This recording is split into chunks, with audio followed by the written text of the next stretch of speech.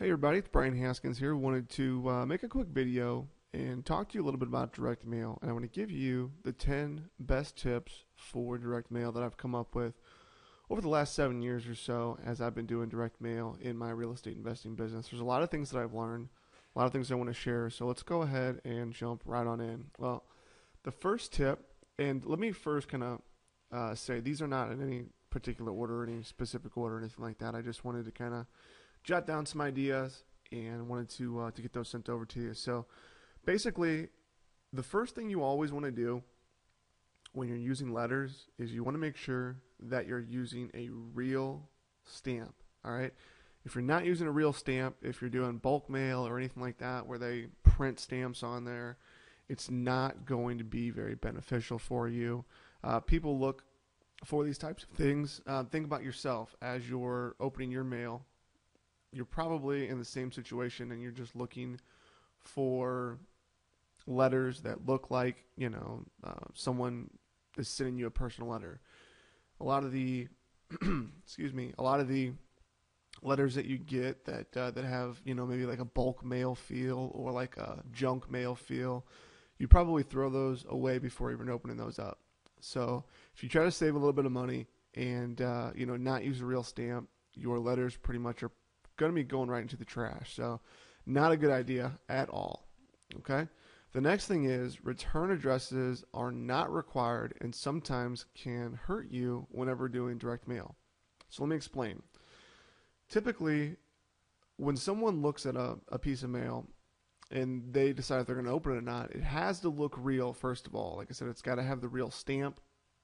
If it doesn't have the real stamp, they're probably not going to open it. Secondly, it's got to look like it's coming from someone either they know or at least a real person or intriguing them enough to open it up. So, for example, if it's hand addressed, that's typically a good thing. If there is a return address, it has to look like somebody that you know or at least from somewhere that you might know or be familiar with. If it is coming from someplace that is not related, for example, if I was to send you a letter, you probably wouldn't recognize my address and you probably wouldn't open up the letter unless it was either hand addressed or was very interesting looking. So in some cases, if you're doing direct mail, you don't necessarily want to use a return address. This will help you in getting your letters open in some cases. In some cases, it's not going to matter. You're just going to have to kind of, test and see what works for you. The third tip that I want to give you is you can actually save a lot of money with bulk mail. Now, with bulk mail, I typically always use bulk mail for postcards because it's just not really beneficial to put stamps on postcards and send them out. Even if you're using the 16-cent postcard stamps, it's still not really that beneficial for you. You can get it done much cheaper with bulk mail. Now, with letters, it's a different story because, like I said, you always want to make sure that you put a stamp on the letter. So here's one way to get away with a real stamp and also use bulk mail. There's a thing called a pre-canceled stamp. And with this pre-canceled stamp, what's so cool about it is it's basically a 5-cent stamp. All right, now it's bulk mail, so you've got to send out at least 200 pieces of mail at a time. All right, so it only works if you're going to send out 200 or more. And you can buy these stamps for 5 cents. You can put them on, and then you take it down to the post office where you do your direct mail and your bulk mail. And what happens is they allow you to prepay in your bulk rate for the rest of the stamp. So you get the feel and the look of a live stamp, but the stamp is only worth 5 cents. So if if you put that on there, you couldn't just mail it. You have to still do the bulk mail.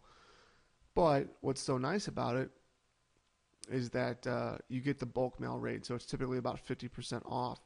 So if you're going to be sending out multiple letters, large content over 200 or more, you can pretty much cut your rate in half. So you want to go check out setting up your own bulk mail account. You can do that relatively inexpensively if you're going to do this stuff yourself, or if you go to like a company that does a lot of printing and mailing, you can talk to them about pre-canceled stamps and they can do it for you as well. All right, so you definitely want to look into that if you're going to be doing a lot with letters and you want to cut down your costs. All right.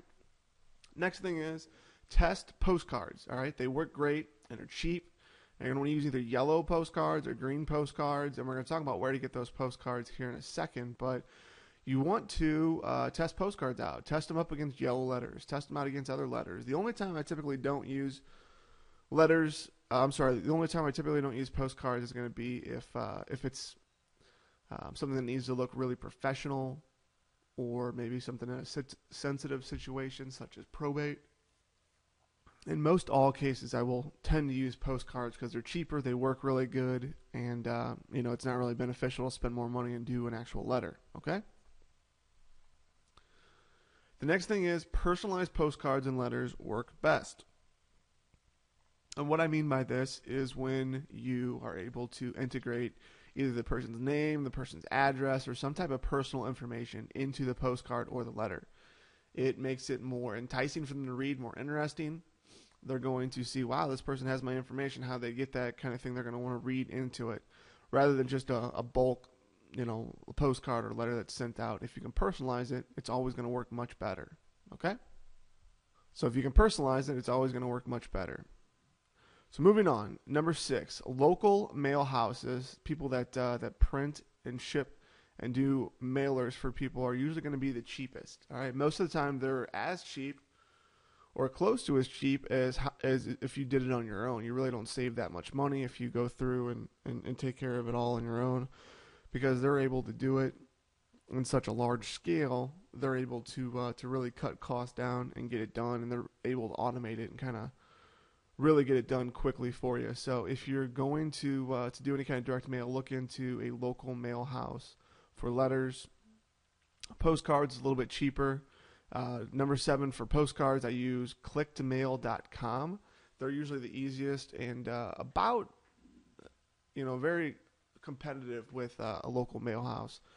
Now, one of the cool things about Click2Mail is everything's all bulk mail rate. So even if you only send out 10 postcards or 100 postcards or 10 letters and 100 letters, they give you bulk mail rate. The only problem is they don't do anything with live stamps. So for example, if you are going to be doing letters, they only do the bulk mail, the printed stamps. They don't do anything with pre-canceled stamps, and they don't do anything with a live stamp. So very important to keep that in mind. I typically just use them for postcards, but they are pretty much the easiest and the cheapest way to send out direct mail. So definitely want to check them out. It's actually a service put on by the United States Postal Service. They print and ship everything right there in-house. Gets done typically same day. So it's definitely a great resource to check out as well. All right, number 8, if you are looking for a certain list, like let's say you want to find absentee owners, or you want to find free and clear owners, or whatever kind of list you want to try to find, people with equity, listsource.com is a great place to find and buy these lists. It's typically where I get most of my lists. On average, it's about anywhere from 8, 10 to 15 cents a lead, depending on what kind of information you pull. But typically they are, the best place to find leads for your real estate investing business.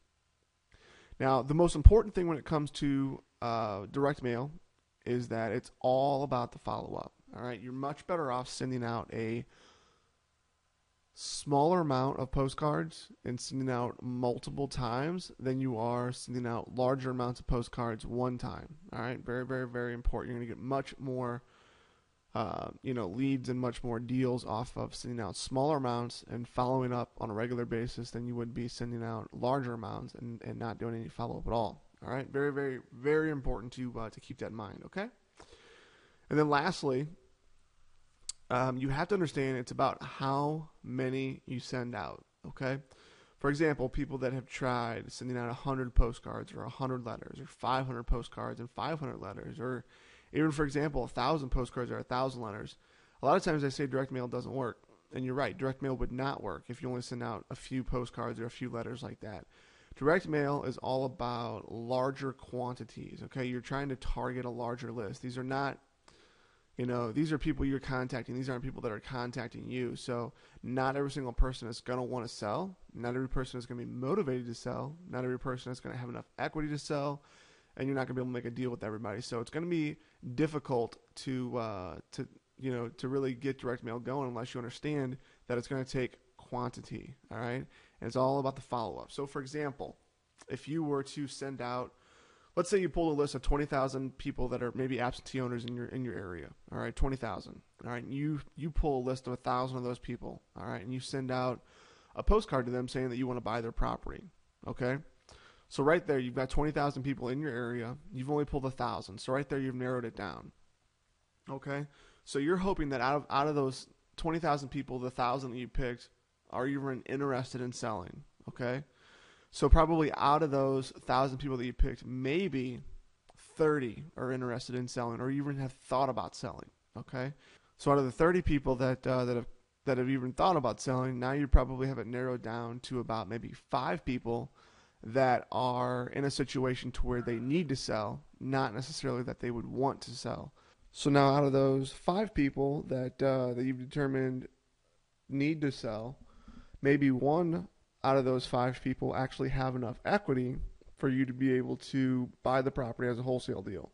Okay? So from there, you have now narrowed that 1,000 people down to maybe one person that could potentially be a deal. Okay? So now out of that one person, you have to basically talk with them and try to be able to work out a deal. Just because they have the equity doesn't mean that they're going to be willing to give it up.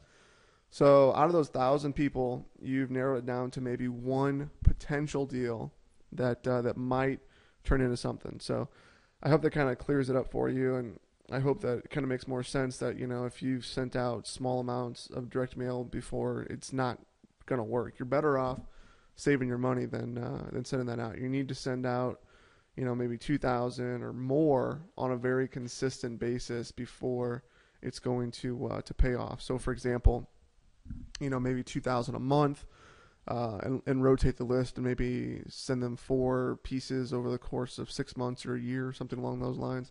That's typically what works with direct mail. So it's very important to keep in mind. It's all about how many you send out. If you send out 500 or even 1,000, in most cases you're not going to be able to get a deal. You're going to get some calls, but they might not lead to anything because the numbers just aren't there.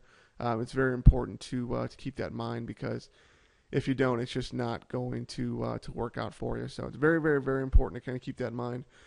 Hope you enjoyed these tips. These are 10 tips that have definitely helped me out over the years. These are some of the most important things I've learned about direct mail. Wanted to kind of pass those on and share them with you. And real quick, you'll also see right below this video, there's a link to some free training about direct mail. I was actually approached by another investor that was doing some free training. He got 10 people together to do a free content call about direct mail, and just to provide some good content, he decided to put all of them on a website and send them out and let people learn from them. So you don't have to buy anything to sign up. You can sign up and listen to all of them for free and get a lot of really great stuff. Like I said, I am one of the people that they interviewed for this because I do a lot of direct mail, and it's one of the biggest parts of my business and one of the ways I generate the most of my leads. And if you're not doing direct mail, you're definitely missing out on, I would say, 90% of the deals out there. And it's the one thing that can really take your business from where it is right now and take it to the next level, and really kind of get you to the point to where you have real consistent income coming in. It's definitely, the best lead type out there, and the best kind of leads to go after. So I hope you sign up because, like I said, it's all free content. I think there's 10 speakers. It's all just really great stuff that you get. You can sign up and learn from people that are actually doing it, which is the best way to learn. So again, this is Brian Haskins. Hope you enjoyed these 10 tips. Hope you sign up for the 10 direct mail calls, and I hope you get a lot out of it. And hope you can start doing direct mail in the future. So again, this is Brian Haskins. Have a great day.